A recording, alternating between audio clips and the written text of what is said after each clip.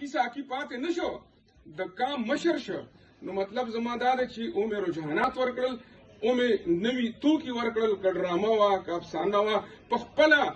باچا خان بابا خپل ژوند لیکو خپل زوی په دې مجبور کړ چې کوم شاعران ادیبان نو تعلیم یافته وو هغې ته یې تاسو خپل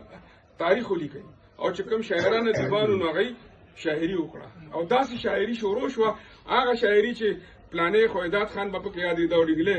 هغه شاعران راپاڅېدل هغوی ویې زهر راله راکړه د شفا پیاله دې لرې کړه خیر نه مې توبه شه خو دا سپي دې رانه کورې کړه او نسل کاله د غلام په غلامۍ کې نه ساعت د ځنکدن کو ازادۍ داسې چې دی بیا دا وي چې مرګیه مه راځه درځمه کفن په ترخ کې د سیالۍ میدان ته ځمه مرګیه مه راځه درځمه دومره استقامت دومره نلتوب دومره جرأت یې پکې پیدا کړ چې سالاران شو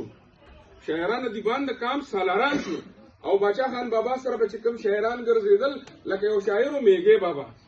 هغه وای شاد محمد بیګی چې خلک